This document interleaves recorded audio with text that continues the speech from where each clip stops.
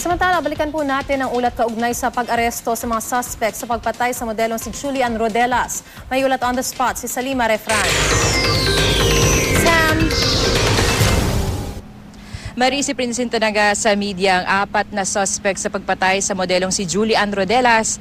At babaeng pinagbabaril nga yan sa Cubao, Quezon City. Isa sa mga pangunahing suspect ang kaibigan ng biktima at huli niyang nakasama na si Althea Altamirano.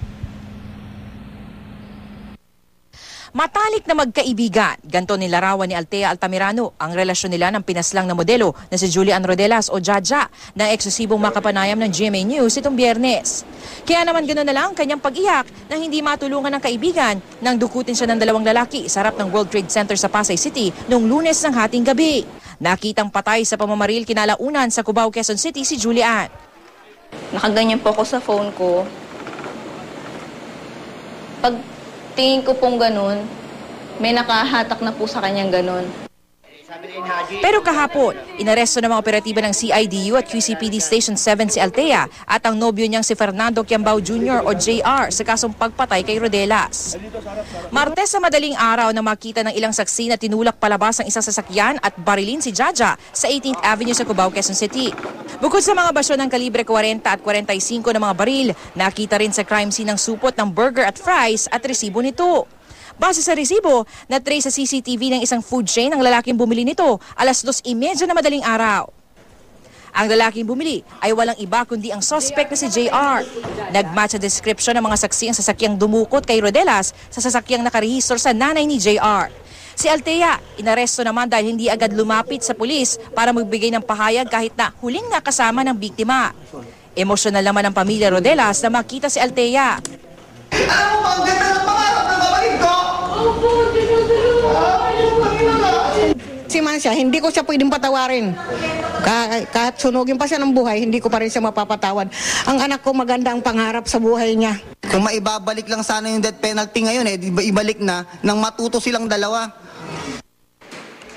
Si Althea, nanindigang hindi niya alam na ipapapatay ng kanyang nobyo si Jaja, bagamat inabing sinambihan ng boyfriend na turuan ng leksyon ng biktima. Sa kabila ng tinutulungan ko po si Jaja, binibilang ko siya ng damit, inaayusan ko siya, tapos ichichismis-chismis niya ako. Nagalit po yung boyfriend ko, sabi niya tuturuan daw niya ng leksyon po. Sabi ko, nung una, wag na. Tapos sabi niya po magaling daw po siya sa ganun, wala daw pong bulilyaso daw po, ginagawa na daw po niya dati. Tikom naman ang bibig ni JR bagamat itinuro ang iba pang suspects sa sinagawang follow-up operations sa Barangay Culiat, Quezon City. Patay ang suspect na si Fahad Usman matapos manlaban sa mga pulis. Pero giit ng isang saksi, narinig daw niyang nagmamakaawa pa si Usman bago binaril. Sumigaw yung Fahad Usman na yun. Sabi niya, wag na po sir, tinuluyan na siyang binaril, nagputukan na po. Arestado naman sina Jmar Insaji at Jalan Pasawilan na naaktuhan pang nagpa-pot session. Si Insaji, inamin ng partisipasyon sa krimen, pero si Pasawilan, todo tanggi sa mga paratang. So sino talaga yung may punot dulo nito? Si Althea. Si Althea talaga. Anong sabi? Anong sabi? Paano sabi? Sa text lang sila. Dalawa sila ng kalib.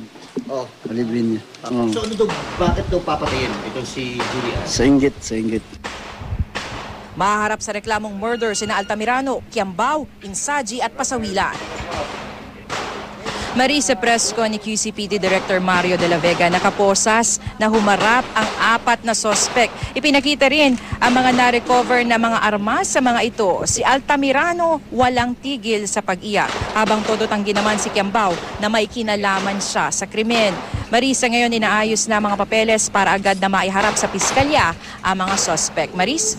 Sam, lumalabas nga doon sa mga interviews mo na itong si Althea ang punot dulo o yung pinaka, kumbaga mastermind nitong nangyari dahil nga raw sa inggit. Pero lumalabas din na yung grupo ng kanyang boyfriend, malaking grupo at ano ba to, sindikato ba to na talagang sinasabi, matagal nang ginagawa itong pagpatay?